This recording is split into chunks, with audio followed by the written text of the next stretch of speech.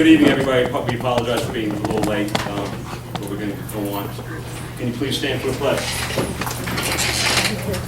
I pledge allegiance to the flag of the United States of America, to the republic for which it stands, one nation, under God, indivisible, with liberty and justice for all.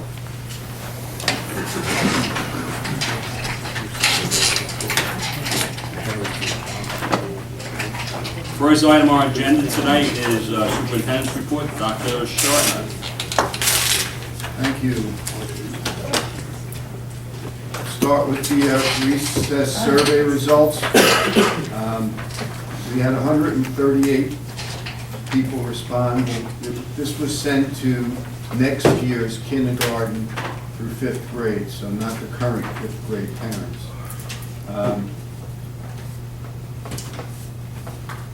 They were pretty much evenly distributed between Lincoln, Sunrise, and Cherry. The results, 91, or about 66%, stated that things should stay the way they are. 28 or 20% thought that they should change it from 15 real field to 25, which would add about 10 to 15 more days inside. About 9% increased to 32 degrees, which was the request of the parent that had the petition. Is it real field 32? I believe so. And 5% said they should make it Section 11 guidelines, which is 10 degrees real field. So overwhelmingly, it was keep it the way it was. We also had a question that I guess confused some parents, but I think they got the gist of it, is should they stay outside if it's 32 degrees or colder, or should they be given the option to remain in the cafeteria? And the reason why they have to remain in the cafeteria is because of supervision issues. That's the only place there's supervision. And once again, 60% said they all should go outside 30 degrees, 32 degrees or colder. And 21% said they should be given the option. We also had comments, which I gave you a list online on board docs, and you can read through those, but basically 46% of the comments were basically to stay the same. 8 of the comments were at the indoor option. 3 were to change to 25, and 3 were to 32 degrees. So the vast majority was to stay the same. I know the principals would like to stay the same, and the teachers that I've talked to would like it to stay the same. They'd like to see the kids outside more. They think it's helps them in the classroom. You know, 2 kids that would like to say this. Are they named Kolar? I can only speak for them. So, you know, obviously, it's my recommendation that it stays the same. As far as the option for those few that want to stay in the cafeteria, is that problematic or? The logistics would have to be worked out in terms of space. Not all the cafeterias, I believe, will have enough to set a separate table up. But it probably could be done for a couple of kids. But they'd have to stay And read. and sit and read in the cafeteria. We can't give them activities in a classroom where we need more supervision. No. But I just wondered if maybe giving that option to the few. I mean, I'm more in favor of, you know, them being outside. You know, as long as we dress properly. I think most of them And even with that, dressing properly is probably. It's subjective? It's subjective. I mean, 15 degrees outside, I'm not wearing shorts, I just want everybody to know. Well, I want to let you know. you 90 can't degrees, I'm not say wearing shorts, I They want wear to wear- shorts when it's 15 degrees. There are kids that wear shorts all So year round. surprised to see you wear shorts all year round.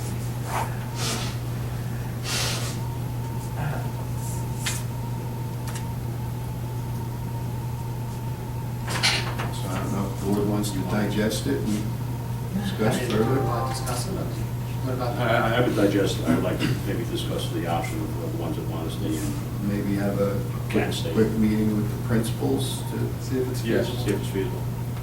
I mean, I really think it's only gonna be, you know, a few, right? I can't imagine it would be a lot. I can't imagine too many want to sit in the cafeteria. Is there a cost factor because we'll have to keep a? No. They already have, usually that once one goes out for recess, there's another group in. Okay.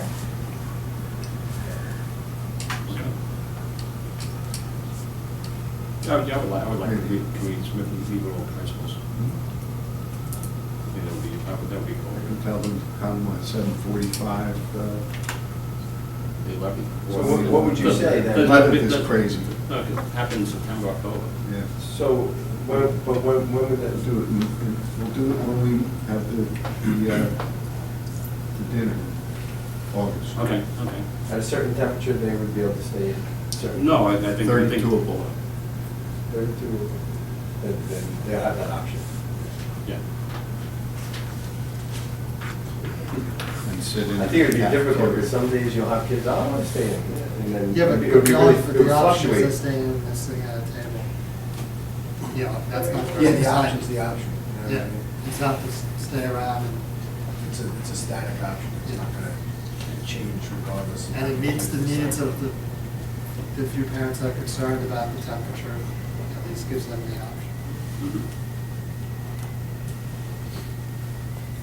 Okay, so we'll discuss that with the elementary principals. Enormous. in August.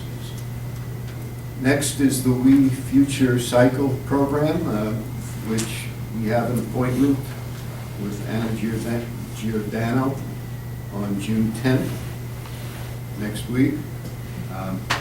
I'll be bringing her around to 3 elementary schools, and we'll be meeting with custodials, principals, so she can see the lay of the land and some of the food service workers. And then we're having a meeting here with Steve Kepper, Linda Horrigan, myself, the principals, to go over a plan. When is phase 2? Like, when can that be? We have to start Yeah, I mean, I phase know one. that. I know that, but is Take it easy. Is it a year, I'm just wondering, is it a yearly phase? You know, we just have to see, Depends. digest phase 1 and then look. Depends how successful phase one Yeah. is. One step at a time. Yeah, no, I. Now, maybe, with the superintendent's day, you know, you can also, like, I guess. Like a kickoff ceremony, is that what you're saying? This will hopefully be started before that. We could have more information, but I believe we're looking to try to start as quickly as possible in September. Yeah, yeah. Oh, the You know, opening. just to get everybody motivated. There's an education piece where Anna's going to the classrooms and working with teachers.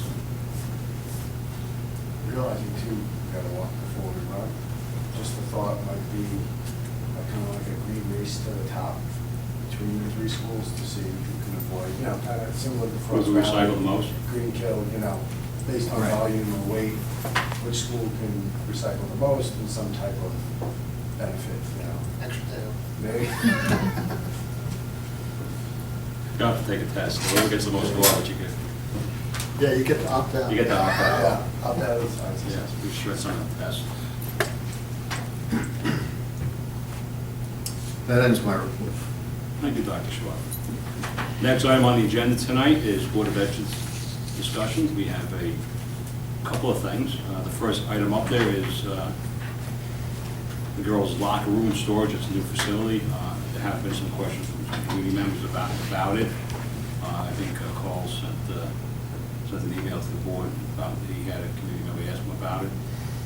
Attached to, underneath our content, is some of the things that John wanted us to review about as far as reconfiguring it to make the storage area into a locker room and the locker room into a storage area that we currently You have. can keep the locker room, basically, there are two teams. You have JV and varsity.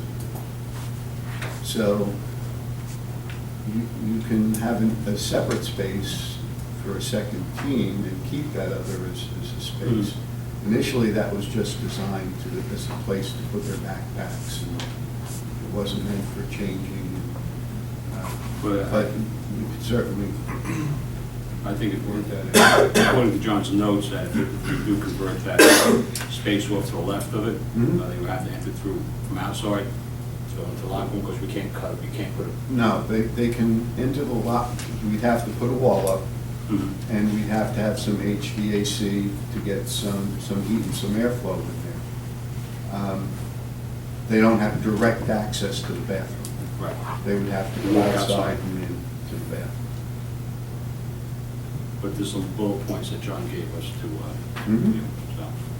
I don't think we need to come to a final decision tonight. I think we should look at bullet points, and I would like to have John's input as well, and Yeah, and he can get, costs for you. some questions. A lot of it our guys could do. so. So if we're going forward, I think we should probably look at possibly doing this. The space is Yeah, there. I happened to tour the facility, a couple of community members that approached me, and the lacrosse coach was there, which was great. It was great to discuss, what his thoughts and ideas were. Completely understanding the bathroom for the issue, both in the bathroom, that's beautiful. The current locker room to house two teams, the current setup where the hooks are, the two Yes. teams just, Tight. it's not really, it's tight, and with that large storage space, I asked him as far as equipment, and I guess it's kind of an L shape, and the smaller part of the L he felt could fit the equipment they needed, Mhm. and then the large space could be a really nice coaching facility, if you wanted to wheel in whiteboards and set it up, it would be more than enough to house, and again, as far as modifications, it didn't seem like it would be through the roof in terms of what was needed to make it a lot. But I think Putting a wall up I- and, as- yes, sir. As John noted, that he recommends hold off installing any lockers until we Yeah, exactly. No. get this finalized. Because they may have to be taken down and moved. Yep. I agree with that. I don't think we should install them unless we change something. Any other discussion on that? The second item on the board discussion is the turf field orientation. Again, call was approached by community members. Yeah, it was As well as I. A couple of community members just in the lacrosse community had said, the issue being east-west orientation, some in the eyes of whoever's on defense in that goal, Unless you play at night. unless you play at night, with the lights, which satisfies that problem. I said, look into it, I went on Doesn't Google. fit. They won't, just eyeballing it without blinds, it didn't look like there was any space to fit. But on the site plan, was it a little? It's not the first time that's. It's catty-cornered. It is categorized a little bit on the site, whatever. I don't know which way it was, The but. issue was that we can't meet the building setbacks. And the being too Too close to tight. the building, we can't really do that. But we do have the option if the sun is low at an inappropriate time, like that. Yeah, like late in the fall, Mhm. right, produce. Yep.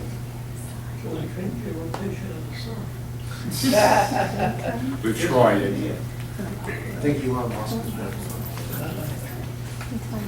on As far as the design or whatever, will that be reviewed with us again, or is it more than set in stone? The way it's stated. The final plans, I don't think have been done yet, so it's going to be a while before, it's going to take a year of preparation, because we have to do plans. We certainly can share them with the board once they're done. We have to send them up to state ed. That's an 8-month approval process, if we're lucky. And then we have to send things out to bids. So that's a year process in itself. Any other questions on that? Moving on, we had a community member, a board member, asking about porta potties at Lincoln Avenue for the Youth Rush program. I think. Yeah, no, I had personal experience with this. What, porta potties? Coaching Sunday, we had a lineup, we have it's called a Camp Moore in New Jersey sells. It's basically a spackle bucket with a molded plastic seat and bag inserts, It's which we detailed. keep in the back of the minivan for emergency. So my daughter, right before the game on Sunday, said, "Dad, I gotta go. School's locked." So she goes to the minivan, 5 other girls proceed to follow her. So my wife got to manage the minivan porta potty that we brought to the field. 5-gallon spackle bucket. You know, other people have brought this up to me. Someone had said in the past vandalism was the issue. We have the cages there, we lock the cages, the coaches have a code for the cages. There hasn't been any vandalism problems. The league said, I didn't know it was occasion. yeah, the league said they would pay for the porta potty. You know, obviously they would pay for the lock too. We just have to put it in a place that, you know, was conducive. As long as it's not causing our taxpayers to pay more Yeah, no, money. And they're not out for vandalism, because It has Well, to with be- the- Is there a top on the cage? No, you mean the lacrosse? No, you said you're gonna put. No, the cage, I mean lacrosse, I'm sorry, it's slang for lacrosse nets. So we have lacrosse nets there that we lock up, that when coaches go, when you're scheduled to practice, you know the code, you unlock the lock, and you take the lacrosse nets out. I just think. I think the That might be concern a would, problem. I think the concern would be having access to the porta potties, vandalism. I think you have to probably build a fence, some type of fence around. Well, I was envisioning a Yeah.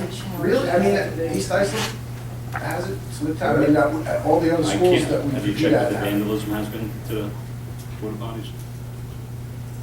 I think it's a good idea, but I would be concerned about Well, vandalism. they have custodial staff to have the bathrooms open. Well, according to the policies, most of the custodians live already in the building. Right. They would just need to put, But this is having access to. probably waivers Sunday. On their Yeah, application. this is Sometimes practices they have to every pay. night If it's a Saturday morning. Monday there's through no Friday custodian. from 6 to 8. I don't think it's a bad idea to have porta potties there as long as they're secure. You have to also think about the neighbors too. when you And our bathrooms are The there. smell, Right. you know, they don't, you know, looking out after they porta potty. Well, I mean, where the lacrosse nets are, they're shielded, you can't see them. You know, they're by the entrance. You also have an area by the dumpsters where you have the fence. Yeah, I would be concerned about security, otherwise I wouldn't have that objection. Yeah, and it would have to be, you'd have to have something around it where it's not, there, because there could be. I don't know that they could be put there, because they have to be clean, Yeah. so they have to be You accessible. need truck access, that's Well, why they have to be accessible, so they have to be, There's the entrance on the side where the lacrosse nets are, yeah. on the Yeah. west side, the Right. west entrance, or, again, if you put it by the dumpsters or in that region of the dumpsters, you have access from Right. by truck. Again, vandalism, accessibility, and Tom's point that the neighbors complain looking at some. Well, if it's vandalized, then Porta potties. it's Well, on, you also then take you it- know, but it's on the. You don't want waste on the field Absolutely. without It kids. creates a whole different It problem. creates. I don't know how many kids are too into vandalizing a porta potty, you know. Yeah. Well, again, if it's Break. if it's locked to the fence and it's Well, locked then anyone to wants get to- in and out, it can't be kept. I mean, They they can't be face kept? the outside of it, but Mhm. As long as, usually in the past, it's been being able to flip them over. So I Could you think, find out what other districts have done that have them? I think, yeah, but I think also Ms. LeBlanc has to be part of the conversation as well. Yes. And going forward, I think, Sure. Something else for our August meeting? Yeah, after. Okay. Thank you, Carl. Next item on the board content is Sunrise Drive inclusion, grades 2 to 3. Receiving a letter as well as I didn't receive any phone calls about concern about the class size. I spoke to Dr. Shartman about it. And he has told me, I think I shared with the board, but Dr. Charlotte shared with me, that currently there's 7 classified students in the second grade class of 23, which one of them is a part-time and has a one-on-one aide. It is our understanding, and from what Dr. Charlotte has told me, that we don't expect this to change. And We don't know if it's going to change, don't know if it's going to change, so. but special ed is dynamic, sometimes it does. so, Right now, it's 7. When things change, we adjust. I gave the example in the middle school, was it a week ago, Mr. Branscombe? We found out that the numbers in a grade went from 16 in inclusion to 20. So we added staff. Okay. But before that happens, we're not going to add staff on that it might happen. And that's basically the situation. How many kids are in the class? 23. 23, How many? 7 are classified. And I do want to respond to that community member, and I shared that with the board, I'm going to respond. You guys got a copy of that? You have to, you know, the inclusion, Bob, you have to be very aware of the fact, I'm sure Mr. Branscombe is, that you don't want the inclusion students, it's supposed to be inclusion, not mostly special ed kids. In Right. other words, so you have inclusion kids, do we have resource rooms kids in there? There are 7 classified students. 7 classified students. Correct me if I'm wrong, Mr. Branscombe. That's my understanding of it. I'm responding to a letter I received from a community member about what the class makeup was, and that's the information I received. And this is a second grade class. Yeah, second going to third. From what I heard, because some people called me, was that the number had increased by 2 or 3, and we weren't going to do anything. Well, no, we can- That's totally not true. Okay. But if it does, If it does, Then we'll have to- we'll certainly look at it. If we need, we'll make adjustments. Would, And I did write down that I'd keep the board informed, so.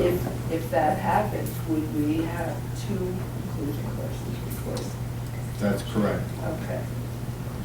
We did that in the grade before that. Oh, right? yeah, I see that. I think that's the concern.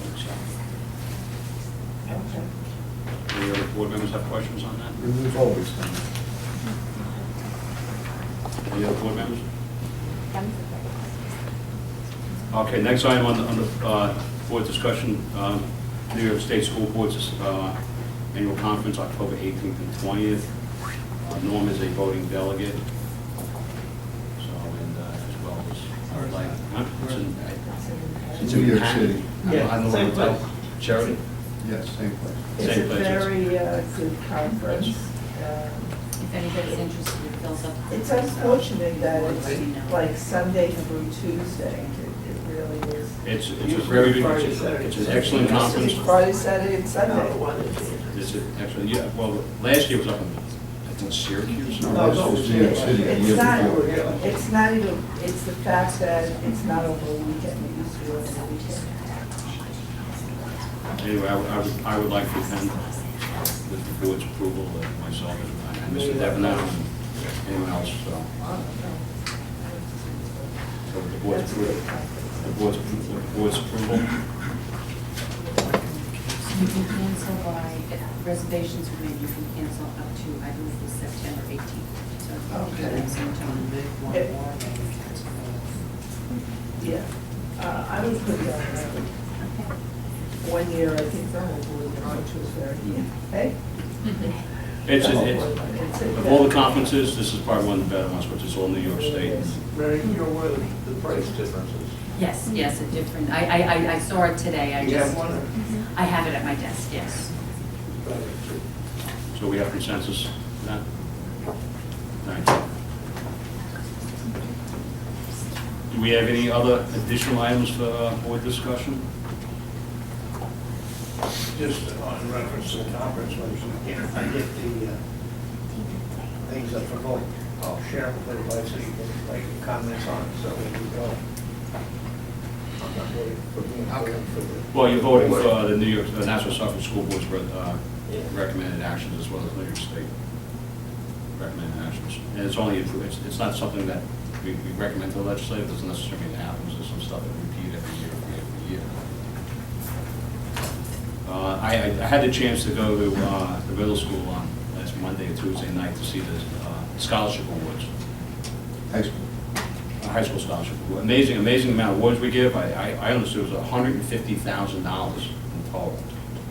Local scholarship. Local scholarship, fantastic, and just some of these schools these kids are going to, so unbelievable, actually unbelievable. As always, it was a fantastic event, and when you see that, it makes you proud that the board is involved in the district, and you see the accomplishment of these kids, and absolutely amazing. So it was a great event. Any other board members? Actually, there's a comparison though, because I was talking to somebody in Nassau. Oh, you were there too, I'm sorry, Tom, Yeah. I said. But they said they have so many scholarships at their school, and they said they had 56 scholarships to give out and awards. 56. Yeah, I was like, okay, I We don't did- know we what's did that. have the first half hour. I think it was 114. There was 184 that they said they had Something like that. recognition. Okay. And I think we had some people in the audience that gave us scholarship, STA, and I see Mrs. Tisner over there too. It just demonstrates. Thank you. It You're welcome. demonstrates Teachers. the community Very involvement, welcome. that the community is really involved in the schools. And thank you for both your involvements, it's appreciated. Very welcome. All right, moving right along, that's it for board discussion. Next item on the agenda is public session. Do we have a couple people who want to speak? We'll see how much time we may need tonight. Okay, we're going to leave your comments at 3 to 5 minutes, so we're going to have it open for, I guess, approximately let's go until like 8 o'clock, 8:15. Okay, if you wouldn't mind, can you please stand, state your name, and direct your question to the board president, and the board president will find the appropriate person to answer. Thank you. Going once, going twice. You want to sub? No, it's. No, you could just stay. Can we just do Yeah, it from good. here? It's going to be Okay. informal tonight. Okay, Eileen Tisner, community and also business member. I've got a few phone calls, quite a few phone calls actually, I should say, and also a call from Special Ed PTA here in Sayville. I have a very big concern on that inclusion issue and the clarity of that inclusion issue, and I appreciate that it was brought to light. However, I do feel that there's been some compromising as well as some misinformation given out also to the parents. A CSC committee is supposed to consist of the parents as well, and the parents are supposed to have equal say as part of that CSC committee. Unfortunately, because of this issue of this particular class, second to going into third, currently there has been some issues of different profiles of children being in this class. Inclusion, of course, you know, is supposed to be, I like to say, integration, not segregation, and that's a great thing. And if the children fit the profiles for the class, it could be very successful. Mainly support. Support is a huge, also a huge part in that. So that being said, there has been former issues with some children that are in there that do have IEPs that had extreme behaviors. Those problems were corrected with a 1-to-1 aid, and children were being kicked, bit, punched by certain children, and they corrected that problem. Child is still within that class, but it did take an extreme amount of educational time taken away, not only from the special ed children, but also from the general ed population as well. And some of the phone calls I received were also from the general ed, parents, which also frightens me because we don't want to cause that division between special ed parents, general ed parents. And I don't want my kids in that class, they're special ed. I don't want the special ed children parents feeling that the general ed parents don't want them in there either. So it's been told by school staff, I will say by school staff, and I'm going to go out on a limb to say this. I don't want to say names, but that there's been so far 9 identifiable children. And if this is inaccurate, which I really hope it is, 9 identifiable, 7 of which were IEP that were permanent inclusion children in there, 2 that were being pulled in and out for part-time teaching, but still IEP holders. Also, you know, we have to take into mind consideration profiles. So I'm asking the Board of Ed to look at the profiles of the children that are in that class, look at the behavioral needs, look at the management needs, look at the cognitive profiles, look at the classifications, and see if those particular children are not going to deter and not going to distract from the general ed children, and will those inclusion children be grouped accordingly to the point that they can all gather from the information given in an inclusion class in the way to which they can be taught. Also being said at this point is this is so far what we have. I will tell you, I know personally some of the children are my clients' children, and I will tell you they have been swayed, they have been told, I think your child would benefit more in a restrictive environment such as self-contained. I looked over these documents and said this is absolutely not a self-contained child. I don't know why we're swaying this child there. I couldn't understand it. I kept looking at this one particular director saying this isn't making sense. Everybody got quiet. I knew that there was an elephant in the room, and this was before I even got any of these phone calls this past week. I even took one of the parents outside. I said, that was very bizarre. I don't know where that came from, but the parent took me. She knew something was up because one particular person kept telling them, you know, you might want to get an advocate. Something's going down for the 2nd to the 3rd grade.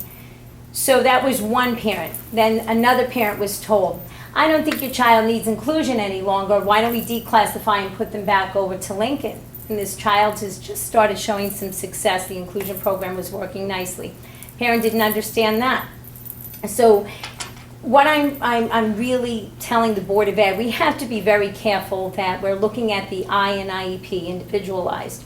We should not be, it should not be a not tell situation to the parents. I'm really asking everybody to be quite open. If they feel the profiles might distract the child's education, say that this particular class next year might not best suit your child for A, B, and C. And the district will have to look, instead of at more restrictive, what can we do then to take those kids that are kind of maybe do not belong in that class but do not belong in a general ed. And the second thing on that, I just want to give you a second part on that. The second part on that is we do not want to compromise a parent's decision from lack of knowledge of knowing what the profiles are of that class going into that.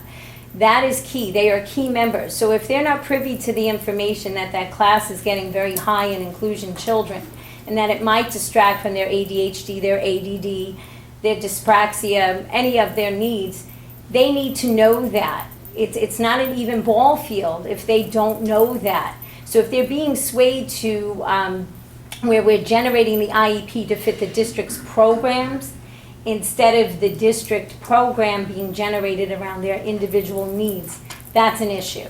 So all I'm asking respectfully is that A, you speak with your general education and your special education teachers, because maybe they're not aware of the numbers, they're feeling that there's a different amount of numbers. B, I will say annual reviews are still running. So when we're getting close to that cap, and we feel that another class needs to be made or more support needs to be given, I do not want that to generate a decision at a CSC meeting, and the parent needs to know that.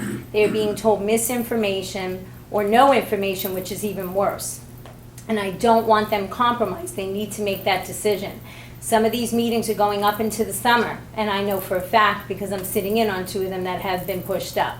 So we have to really make sure that those numbers stay low enough, but not even so much that they stay low enough that the profiles of the children that are in that class that are coming for next year, which the Board of Ed has that ability to find out. We cannot because of the cloak of confidentiality.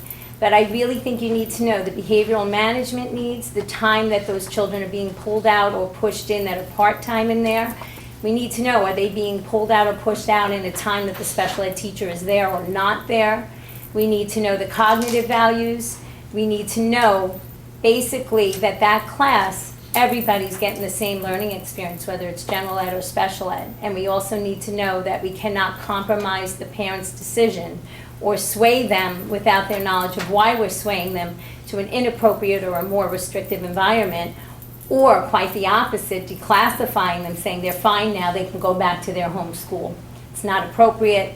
I don't like what I'm seeing, I don't like what I'm hearing, and with all due respect, the teachers are wonderful. I am not going to say anything about the teachers' abilities or Mr. Branscomb's department. He has tried very hard. This is more programmatic.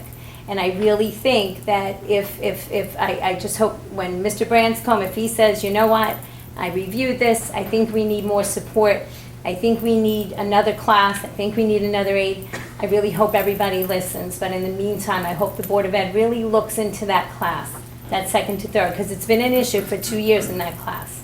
So, Thank you for your comments, I Thank appreciate your you. time. I have a question. Can we, could I see if Administrator would like to respond first? Okay. Walter? Peter? At this point. Okay, Thank you for your comments. I just want to ask, our CSE meetings, we do have parents on the CSE Absolutely. meetings? Every Okay. And we have not in a very long time, and I hope we're not now, swaying parents if a child needs something. It's a committee decision. Yeah, It's up that's to the why entire they're going committee. before There's a no committee. predetermined programs, recommendations, anything like that. So are there currently any CSE meetings going on now until September? Oh, absolutely. There will be. Where that inclusion class Could change. may change? Without a doubt. Absolutely. Without a doubt. Then, as we said earlier, if it does change, and I think, We will keep the board, then I agree with stand up. what we wanted to do earlier. keep the board informed if they'll find out the day of any change. Thank you. Can I just, the information, I know which children are in that Can I class. ask you to stop for 1 second? Sure. If anyone else would like to stand up and make a comment, being that we're being videotaped, I strongly suggest not to mention your names. I'm going to edit them out. I spoke to her. I just wanted, we are being videotaped, Okay. and I just strongly advise, please don't mention your student's name or Oh. child's name. Okay. Sorry to interrupt. It's okay. Currently in the class, there's 6 children with IEPs and 2 additional children get pushed in during the day while the special ed teacher's there. One of the 6 gets pulled during the day when the special ed teacher. So currently, at one point of the day, there are 8 special ed kids in the class currently. I don't know what's going to be. I'm just concerned that next year, if 1 or 2 more do come in, it does compromise all of our children, not just special ed. I'm talking about the general ed. I witnessed last year, my daughter was part of the class that had a child that had a lot of behavior. My daughter was kicked in the head and she was hit by this little boy. A lot of other children were. Parents wrote letters, they complained at the end of the school year, they said, I don't want my kids, general ed parents, I don't want my kids in an inclusion classroom. That is not fair to the children that are part of it, and then they are getting segregated. So I know that we are a small district and we may not have the same as, say, Sachem, but I think that we have to do the right things for all the children, and they shouldn't feel that, I just am afraid that the same thing might happen again if you start taking those children that are currently being pushed in, that are currently in a 12-on-1 that may have behavior issues, and they don't have another aide, or if they come with an aide, so we're gonna have a general ed teacher, a special ed teacher, and 2 aides in one classroom, and then the parents start to get upset, other parents get upset, and our children are the ones that get affected. So I just wanted to make sure that I know what's currently in the class. I don't know what it's going to be, but I just wanted to make sure that you have all the information that's accurate. Thank you for your comments. Thank you, sorry. Mr. Brinscombe, could you give us the number, because Arlene said that it was 9 kids, and 7 students. there were 7 It's students. currently And recommended. currently, now, do we push anybody else in from the self-contained? at any point. That's including one student that is currently. That's including the one student, So so it's- there's 7 students. Yeah. Recommended. So the parents said, Yes. It's set, just check on that and Sure. get back to us, please. yeah, again, because the numbers we received were 7, Seven, one being yeah. part-time. Correct. But before I just, Yeah, I send a letter to that community member I want. yeah. Any other, please stand. Yes, I'm a parent of one of the inclusion class children. I guess what I want to clarify is that what we are all afraid of is that there are currently, we feel that the teachers already are overwhelmed with what they have to do with our children every day. Meaning that there is just so much attention going to every child's individual needs as it is, and each teacher, and that special ed teacher especially, is there only for 3 hours as it is. She is not there the whole day. Okay? I just need you to understand that that special ed teacher right now for those 7 children is there for only 3 hours. Okay? Each of that children, or whatever the number is, all those children need special education. They are there for a reason. In 3 hours, how much can you do already with that many children? Okay, if you start increasing those numbers and adding children that have behavioral problems on top of it, even if you, as you mentioned, you may increase the staffing in those classrooms, we are all afraid that there's going to be just way too much distraction going on. So I guess what we want to hope for is that if the number increases, that you would consider arranging for 2 classrooms. Yes. Our past practice has done, Absolutely we've true. done just that. Thank you. Pete, as far as that ratio, 3 hours per 7 students, is that average, or would it be 3 hours if it was 12 students? It's programmatic. Yes, 2.5 hours is programmatic. It's not based on the number of students. It's not based on the needs. And it's two Based and a on- half. based on the needs. It's 2.5 hours. I'm just saying 3 plus the. Yeah. Yes, I'm That's- sorry, I that's guess I what didn't was even said. realize that it was 2.5. Well, So it's 2.5 hours. The teachers there for 2.5 hours? 2.5 hours. Do we have any other questions from community members? I don't know what I- goes I- into making a decision of what's best for the child, but last year at my CSE meeting, when I did not have an advocate, I was told that the best interest of my child would be to switch from Cherry Avenue to Sunrise to be in an inclusion class. I am going on the recommendation of the board, however, I take that as being swayed. Ultimately, I understand it was my decision to make, but I was relying on that. I since feel that that was the wrong decision, and that's why I had brought Eileen to my last meeting, where I feel as if I was being swayed for my daughter to be moved into a self-contained class. However, I don't think it's appropriate for her. So I don't know what's classified as swayed, but I do feel like there is some point in the meetings that a parent that is not privy to information is somewhat swayed. And I don't know the background and the legalities, and I'm not very familiar with the special ed, but I just wanted to touch base when you had mentioned that. And that's really just my feeling. So at this point, I really would just appreciate if you can just consider all our concerns,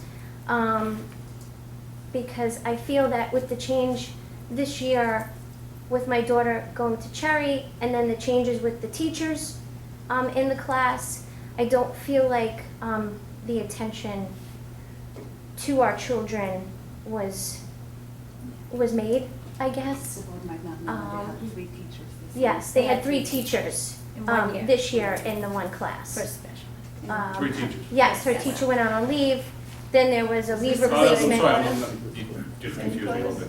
3 teachers in 1 year. 3 different teachers. not In 1 3 year, teachers at the yes, same time. yes, Okay. yes.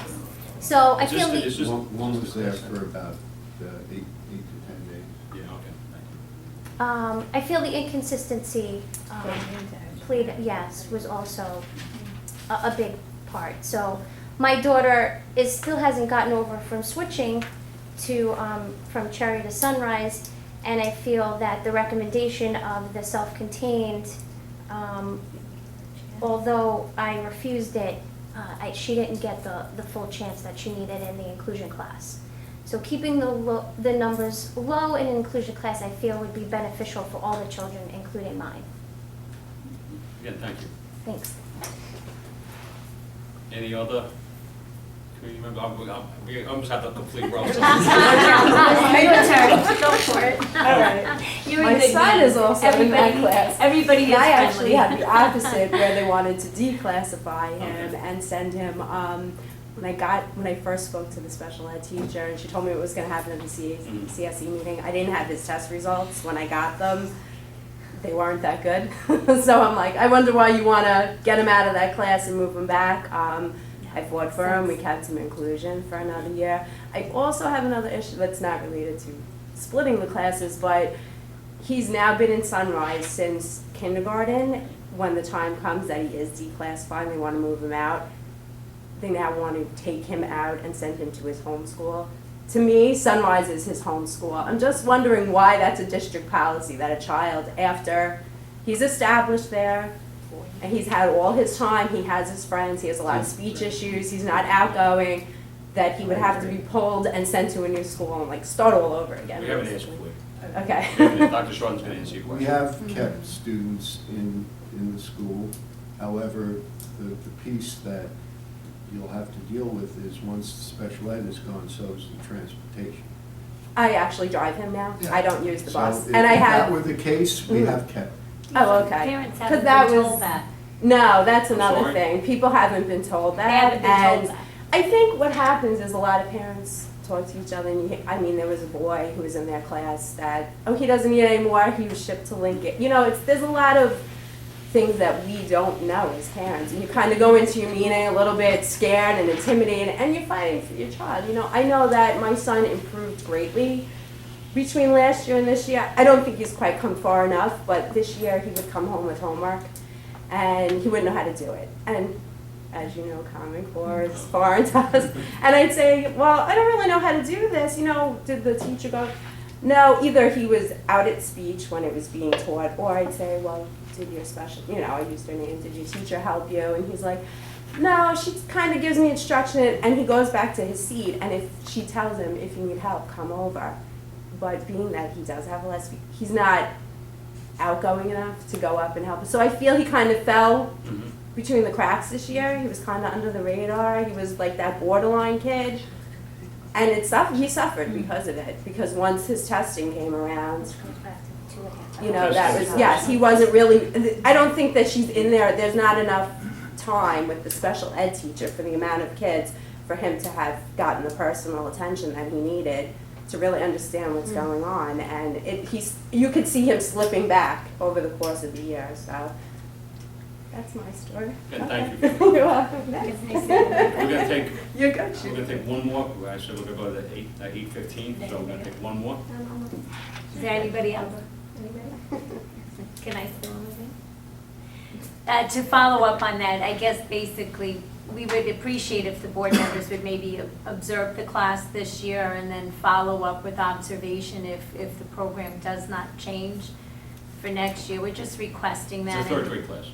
I'm sorry? It's gonna be a third grade class. Right now, it's second, so if you can visit the second grade class now as it exists. I can and try to then- get to it. Yeah, and then for next year, if it doesn't, because I think the main concern is that, like I said, we're kind of trying to, and the teachers mean well because they know the profiles of the other children, so they might be guiding these people in a well-mannered, a well-meaning way. They might not even be guiding them in a way, meaning, oh no, this is our numbers. We're not saying that, but if they have the information that they know, oh no, Susan's coming over and she's a little more management needs than this person, and this one's a little more cognitive needs.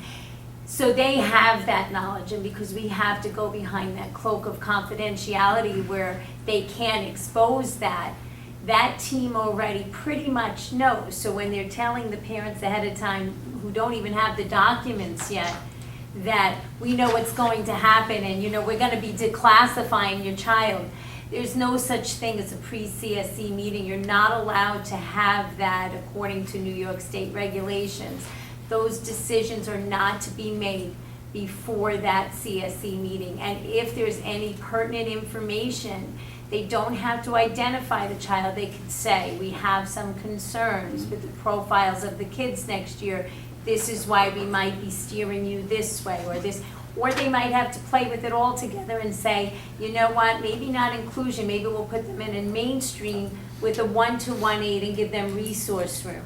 Sometimes you have to do that. So it's going to be those profiles that are key. You know, I really ask the Board of Education to look at the profiles, who's part-time, and then next year also look when those part-time children are coming in and out, what times are they coming in and out? So I'm going to really stick on that word profiles, not just the numbers, the profiles. Yeah, thank you. Thank you. Thank you for all the comments. Thank you.